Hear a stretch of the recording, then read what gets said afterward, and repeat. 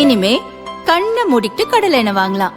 ஏன்னா மந்த்ரா கடலை எண்ணெய் இதயத்தின் தயாரிப்பு. வறுக்க பொரிக்க ஏன் எல்லா சமையலுக்கும் மந்த்ரா தான். மந்த்ரா கடலை எண்ணெய், அபார ருசி, ஆரோக்கியமான உடல் நலம். தத்தநேரிங்கிற இடத்துல ஒரு சலவையர் கூடத்துக்கு போனேன் நான். கிட்டத்தட்ட இந்த தொகுதி எம்எல்ஏ நிதியில் வந்து கட்டப்பட்ட ஒரு கூடம். இன்றைக்கி அங்கே போகும்போது கண்ணில் கண்ணீர் வந்துச்சு. நேற்று நைட்டு அங்கே நடந்த எலக்ட்ரிக்கல் சர்க்கியூட் காரணமாக என்ன காரணம்னு சரியாக தெரிய வரல. அந்த கூடம் எரிஞ்சு சலவை தொழிலாளர் சகோதரர்களோட துணிமணிகள், அவங்க வந்து அயன் பண்ண வாஷ் பண்ண வச்சுருந்த துணிமணிகள் எல்லாமே வந்து எரிஞ்சு கருகி சாம்பலாகி கிடக்குது. இன்றைக்கி நான் அந்த இடத்துக்கு போன போது அங்கே அந்த சலவை தொழிலாளர் சகோதரிகள் எல்லாமே என்னை எதிர்நோக்கி அவங்க பேசும்போது அவங்க கல்லேருந்து கண்ணீர் தான் ஆறா பெருகுச்சு. எந்த வித அடிப்படை வசதியும் இல்லை. அதான் தீ எரிஞ்சிட்ருக்கு, அதை அணைக்க கூட அங்கே தண்ணி இல்லாத நிலைமையில் இருக்காங்க. அது அணைக்க தண்ணி இல்லை. அவங்களோட தொழிலோட அடிப்படை தேவையை வந்து தண்ணீர் தான்.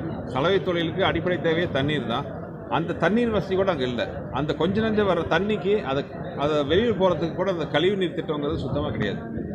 அவங்க வாழ்கிற சூழ்நிலையை காமிச்சாங்க.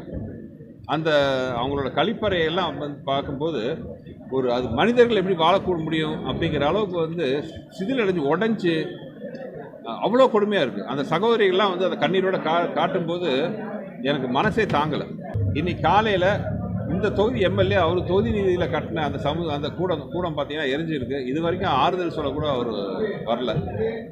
உடனடியாக கலெக்டர் தலையிட்டு அவங்களுக்கு இழப்பீடு தொகையெல்லாம் கொடுக்கணும். பிகாஸ் எலெக்ஷன் நடைமுறை இருக்கிறதுனால எங்களால் நேரடியாக எந்த உதவியும் பண்ண முடியல. கண்டிப்பாக இப்போது இமீடியட்டாக கலெக்டர் தலையிட்டு அவங்களுக்கு ஒரு நிவாரண நிதி கொடுக்கணும். அது வந்து ரொம்ப முக்கியமான விஷயம். இது வந்து ஒரு பானை சோத்துக்கு ஒரு துளி பதவுங்கிற மாதிரி தான். அடிப்படை வசதி கட்டமைக்கலாங்க அளவுக்கு அவங்க வந்து யோசிக்கலை. அவங்க எவ்வளோ சம்பாதிக்கலாங்கன்னு தான் அவங்க வந்து யோசிச்சுட்டு இருக்காங்க. ஒரு மேயர், அவரை சுற்றி இருக்கிற எல்லாருமே, அதுக்கு ஒரு மேயருக்கு நியமிக்கப்பட்ட பிஏ நம்ம எதிர்கட்சி கேண்டிடேட்டால் நியமிக்கப்பட்டவங்க, இவங்க எல்லாத்துலேயும் கவுன்சிலர்ஸ், இவங்க எல்லாருலேயும் பல பேர் வந்து ஜெயிலுக்கு போயிட்டு வெளியில் வந்திருக்காங்க. பட் இதுக்கு எல்லாத்தையும் இவங்க எல்லாரும் நியமிக்க காரணமாக இருந்தால் நம்ம தொகுதி அமைச்சர்கிட்ட அதுக்கான எந்தவித ப்ராப்பர் பதிலும் வரல. ஆனால் அவர் வந்து மக்கள்கிட்ட தன்னை பற்றி சொல்கிறது தான் வந்து ரொம்ப சுத்தம் அப்படின்னு சொல்லிட்டு இருக்காரு. இது எந்த வகையில் கரெக்டுன்னு தெரியல. எத்தனை 1000 கோடி ரூபா வெளியில் வந்திருக்கிற விஷயம் வந்து 200 கோடி. வெளியில் வந்திருக்கிற ஊழல் வந்து 200 கோடி. ஆனால் வராதது ஆயிரக்கணக்கான கோடி இருக்கும். அந்த குற்றவாளிகள் மேலாம் என்ன நடவடிக்கை இருக்காது? சும்மா பேருக்கு ஒரு கைது நடவடிக்கை, ஜாமீனில் வெளியில் வந்திருக்காங்க.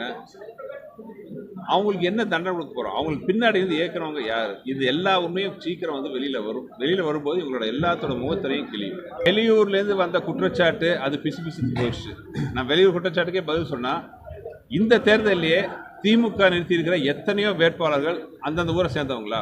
திமுக கூட்டணியில் அன்பு தம்பி விஜய் பிரபாகரன் அவர்கள் போட்டி போடுறாரு விருதுநகரில்.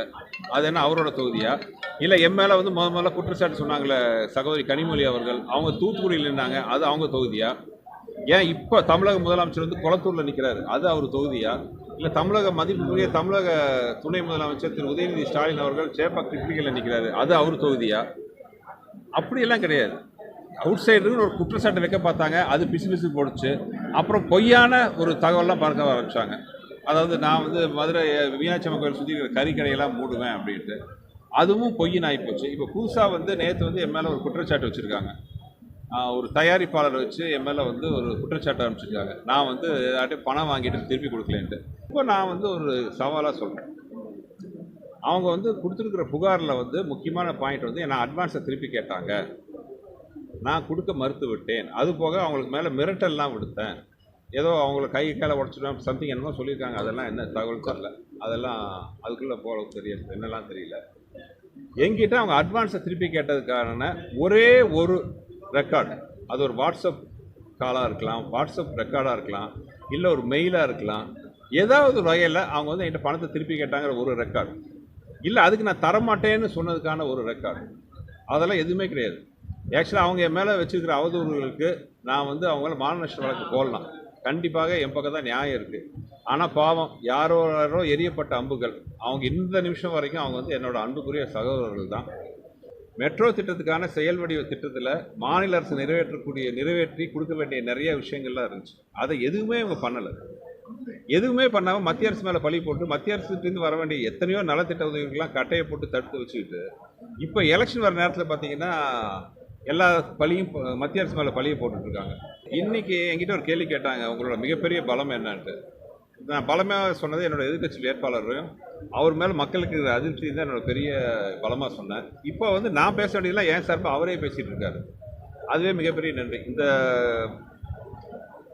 திமுக அரசு என்னெல்லாம் பண்ணலையோ அது வந்து நாங்கள் சொல்கிறத விட அவரே நிறையா சொல்கிறாரு. அதுக்கான ரெக்கார்டெல்லாம் நிறைய வேறு இருக்குது. இப்போ நீங்கள் சொல்கிறதே புது விஷயம். முந்தா நாள் அவரே சொல்லியிருக்காரு, இந்த ஆட்சியில் எவ்வளவோ நல்ல விஷயம் நான் பண்ணணும்னு ஆசைப்பட்டேன், நான் இந்த டேர்மில் எவ்வளோ நல்ல விஷயம் பண்ணணும்னு ஆசைப்பட்டேன், அதெல்லாம் பண்ண முடியல, அதுக்கு நிறைய ப்ரெஷர் தான் காரணம், அரசியல் காரணங்களுக்கு அது வெளியில் சொல்ல முடியல. இது அவரே சொன்னது. சட்டசபையில் அவரே பேசியிருக்காரு, என்னால் எதுவுமே பண்ண முடியல, அதிகாரிகள் கையில் தான் இருக்குன்ட்டு தன்னோட பொறுப்பை தட்டி கழிச்சிருக்காரு. அதனால் முதலமைச்சரால் கண்டிக்கப்பட்டும் இருக்காரு. ஸோ நாங்கள் பேச வேண்டிய விஷயத்தெல்லாம் அவரே பேசிகிட்டு இருக்காரு. அதனால் வந்து மக்களுக்கு தேவையான உண்மையை வந்து அவரே எங்கள் சார்பாக பேசிகிட்டு இருக்காரு. அவருக்கு என்னுடைய மனமார்ந்த நன்றி.